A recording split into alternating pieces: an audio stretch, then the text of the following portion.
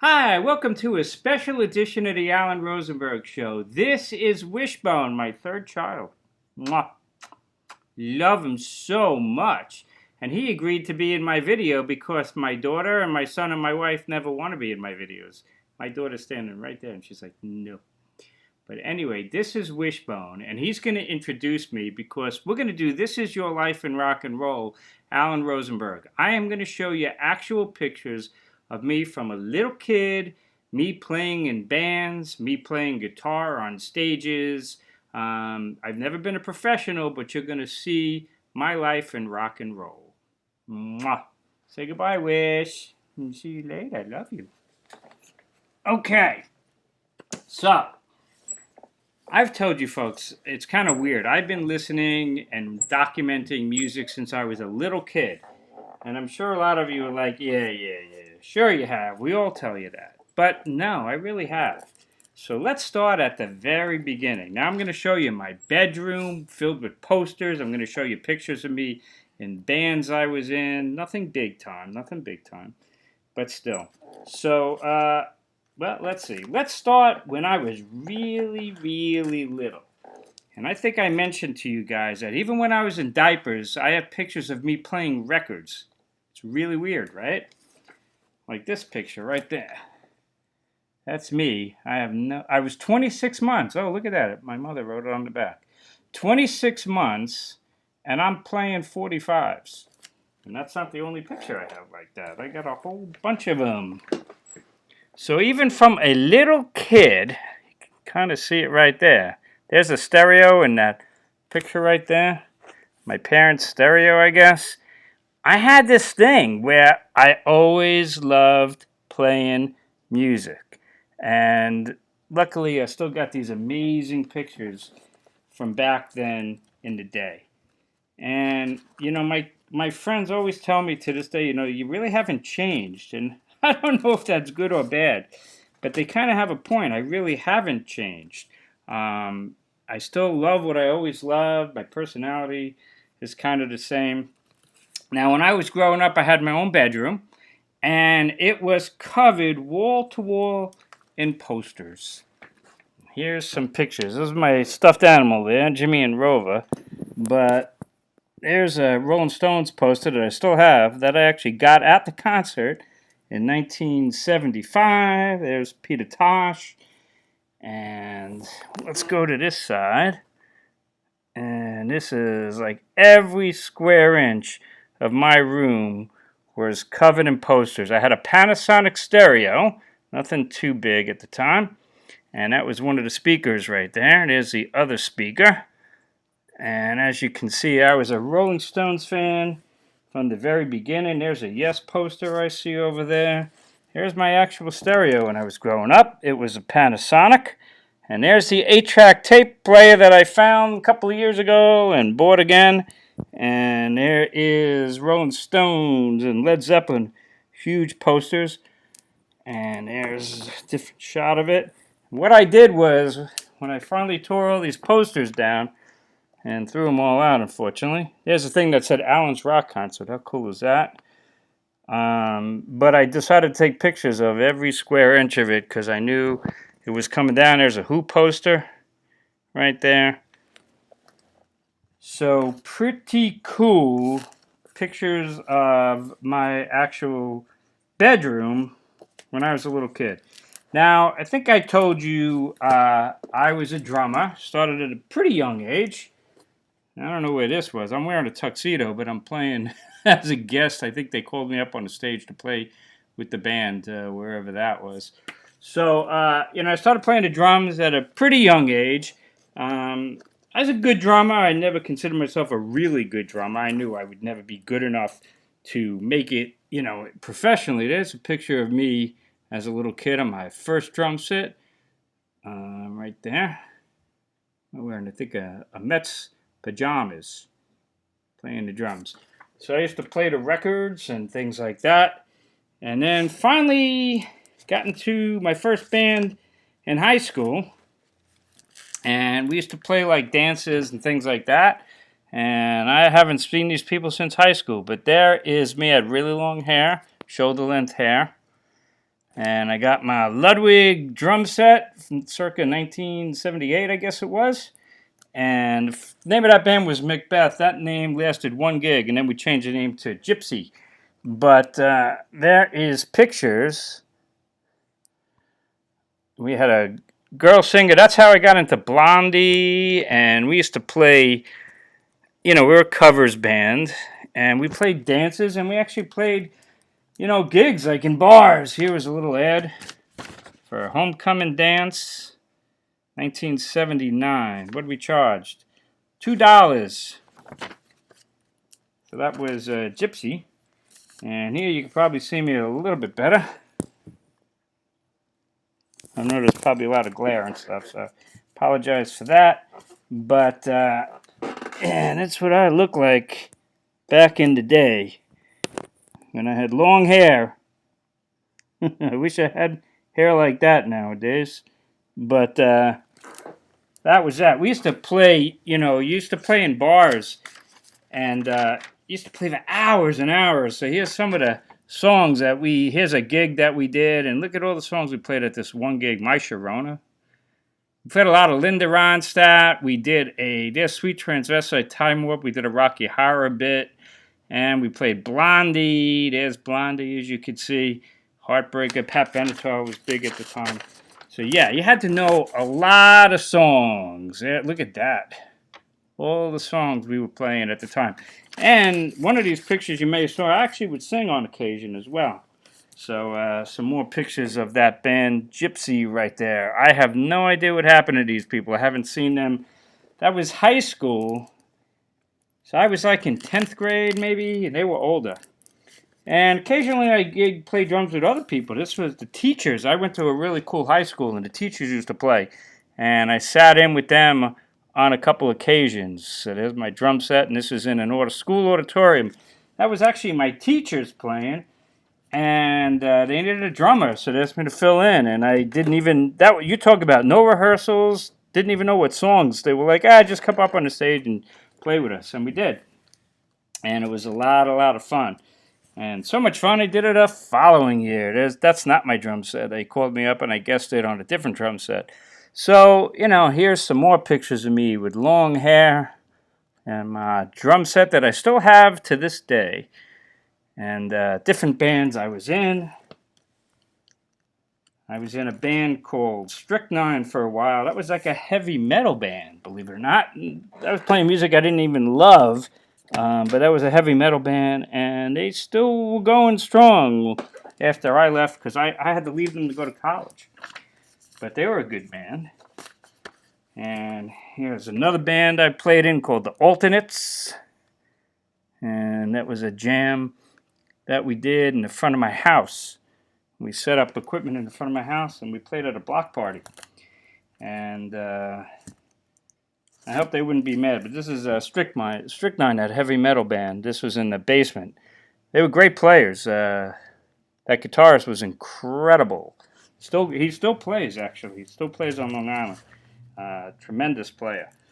And then I'll show you another band that we did with my friend Mark and Sandy. They gave me permission. I could show these pictures. And my friend Sandy is a fantastic songwriter. This was an all-original band. We play like two or so of my songs, two of my best songs, and yeah, I wrote a lot of songs, which we'll talk about. But we played, the name of that band was called The Square Team. I did not name that. That was Sandy's name. But we played Kenny's Castaways. I think we played at least 3 shows because I have recordings of it. And here's pictures of The Square Team. My friend Mark and Sandy and me on drums, we were a trio, playing at Kenny's Castaways. And I guess we did okay, because we played 3 times there at least. And I do have recordings of that are pretty lo-fi. But Kenny's Castaways was in New York City, pretty well-known club. Correct me if I'm wrong, I think Springsteen played there when he was starting out. The Smithereens were there around then, and a lot of other people played the Kenny's Castaways. There's me with long hair playing the guitar. And that's what the Square Team looked like. So me on the drums. Now, when you used to play in the clubs, a lot of times, here's ads for us playing there.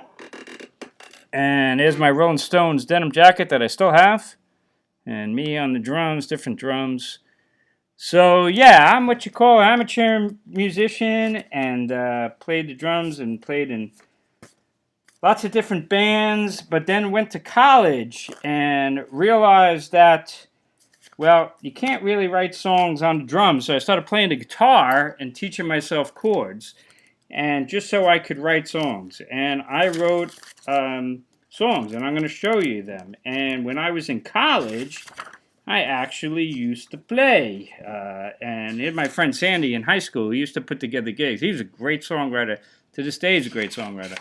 And he used to perform shows, and I'd be like his special guest, and I would come up and do a couple of my songs. There's The Good Days, I Need Your Love to Get By, things like that. So we used to do that in high school.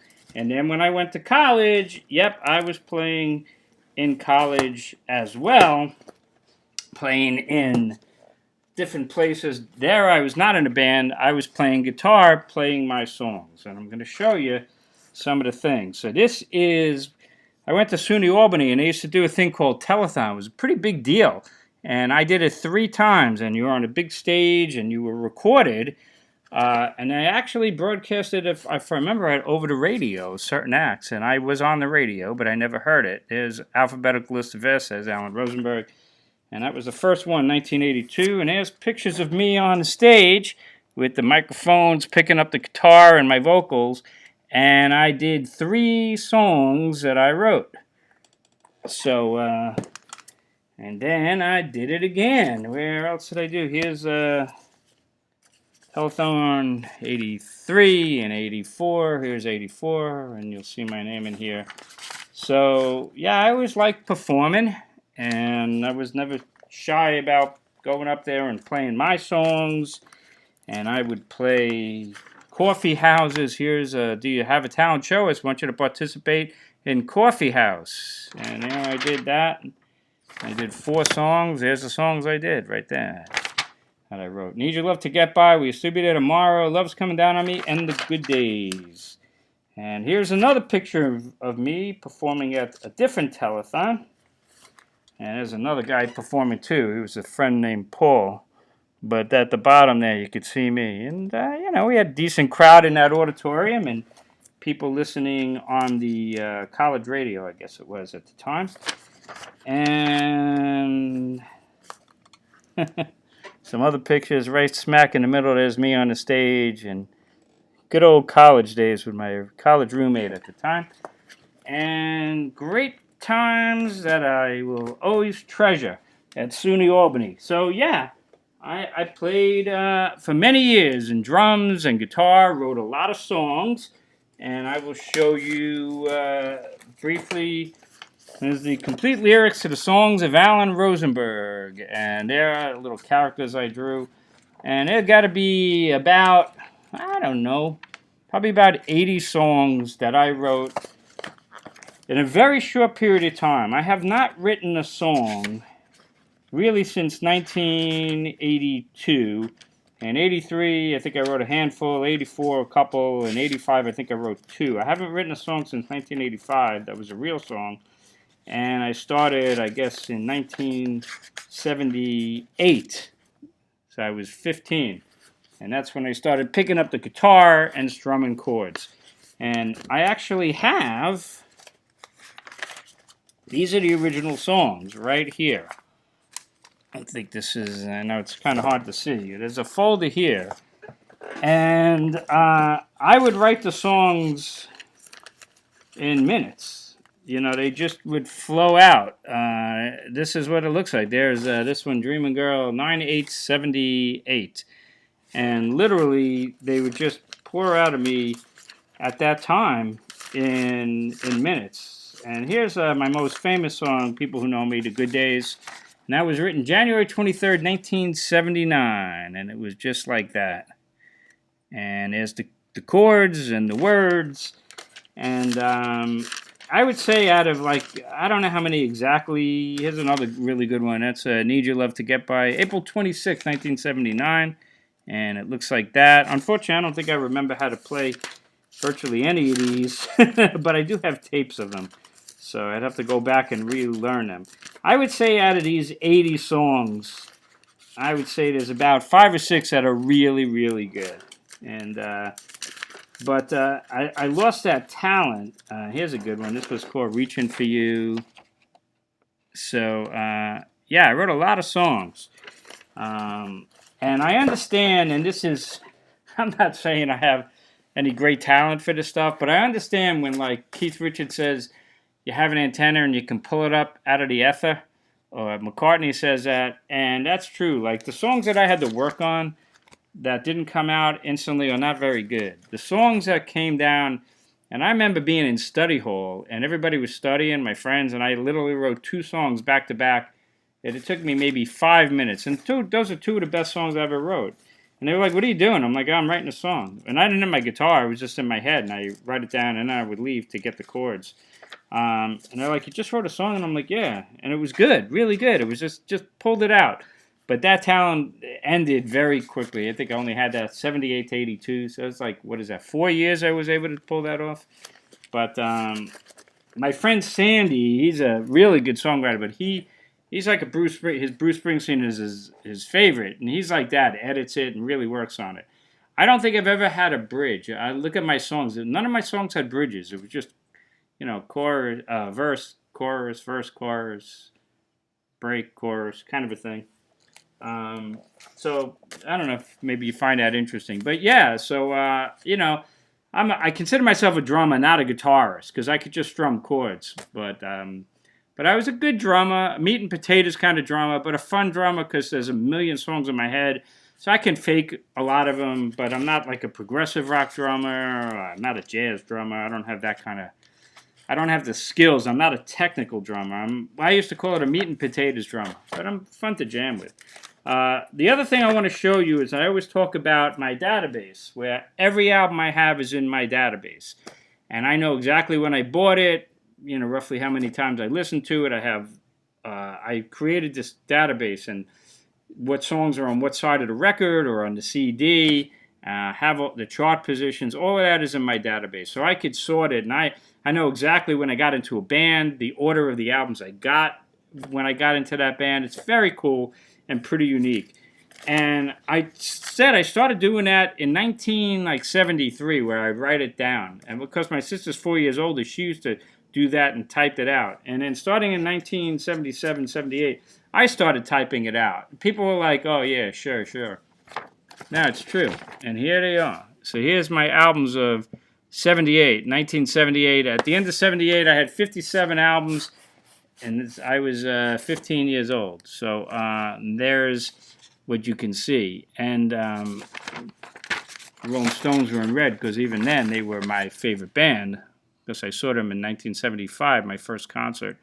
So, and then I would keep track of how many albums I would buy in a year. And here's my 8-track tapes, because I had 8 tracks at that time. And that was 78.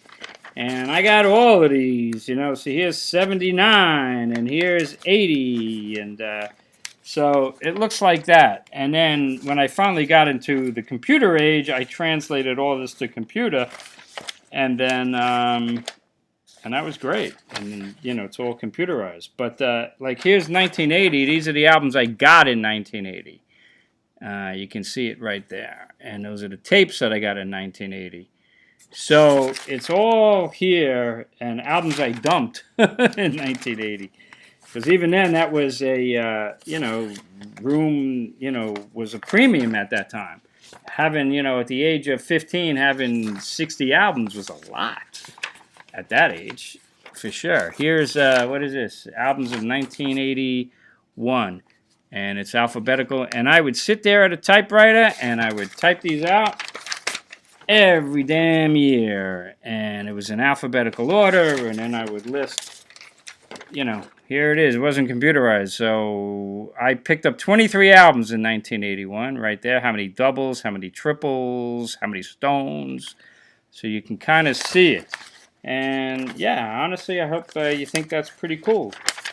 And how many albums I got that year, and how many tapes I got that year. It's a lot of paper here. So that was something I started doing early, and I think my database kind of makes me unique. I don't know anybody else who has this kind of stuff. And one more thing I want to show you is that I started writing about music when I was back in high school. And when I was back in high school, you know, I got published a couple times. I think this was a national high school magazine. And I wrote a poem about the Rolling Stones, and it got published along with other people. This is a whole thing of high school students who wrote poems or wrote stories, who did drawings. And somewhere in here is my poem to the Rolling Stones. There it is. I did not pick out the picture, and it says, what does it say? The Rolling Stones, Alan Rosenberg. So you want to hear it? They came across the ocean, a wave of sounds and tones, a band of flowing minstrels they called the Rolling Stones. Their leader stands in front, vain with strut and swagger. The crowd chants, "He's the greatest, Michael Philip Jagger." Their music's controversial from Hong Kong to New York, but millions imitate them the way they sing and talk. Despite their controversy, their records that they make turn to platinum fortunes. That's music's biggest take. So the Stones just keep rolling as strong as they can be. That's why they'll be remembered throughout eternity. I wrote that in high school. But I got published in other, fanzines at that time, and I would write album reviews for bands, and this one is a short story I wrote. So I guess to a certain extent I was kind of creative. This was a magazine, a fanzine. The high school published it. I think my friend Sandy always did the artwork, and he may have been very crucial in this. And then I started writing for it a column called The Music Box, and I would write about concert reviews. Here's The Who live, 1979 at Madison Square Garden, their whole discography. I would write a lot for this magazine Fridays, and I started writing so much it got to the point where I should have my own magazine. And I went to the teachers and I said, how about we take this Music Box column that I do. Here's an article I did on Wishbone Ash in this fanzine published at the high school, and they said, yeah, if you're up for it, go for it, and we will, print it up. And another thing, Ode to the Glimmer Twins. But I would write about concerts and bands and try to turn people on, just like what I'm doing now. And I finally came up and did the Music Box, my own fanzine, and I did a whole bunch of these, and I would talk about bands I love and their discographies. Funny, here's the thing on the Jay Giles band. I just did a video on them. See, I haven't really changed all that much. And my friend Sandy, he did the artwork. So here's a Music Box episode 2. And we did surveys. There's Bruce Springsteen, who was on tour at that time. He was on the cover of the Music Box. And my friend Sandy is one of the world's big... he was a Springsteen fan before anybody I knew. And he wrote about Springsteen in here, and other people would contribute, and I would write a lot. And we even did a poll. There's a 1980 Music Box poll, and I would, people could vote for their favorite band of the year, and favorite live band of the year, and favorite album, and stuff like that. And then my friend Sandy would write, and other people would write. And that was the Music Box. And we did a lot of them. I got a stack of them over here. Here's the results. And you want to know who the results were in 1980? It looked like that. So I tabulated all this stuff. And the top album was In Yada Mandata. Emotional Rescue was number 2. And top live groups. And top singers. And top groups. And top singles. So I took this stuff really seriously. And I was in high school at the time. And here's a great cover that Sandy did. I know it's only rock and roll, but I like it. Al's Music Box. So, yeah, I did my own fanzine. I got published in other things. And here's the high school newspaper called the Daler News. I had a little story about the teachers' band playing live. And then our band, the Alternates, was going to open up the talent show. That's in here. So, yeah, I was pretty involved to a certain extent, always in music. And then when the internet happened, and Facebook happened. I started writing reviews on Facebook. People started saying, you really should do a YouTube channel. I'm like, what the hell's YouTube? And that's when I started 5 years ago. And I thank you for your support, but I thought it might be kind of fun so you could see who I am.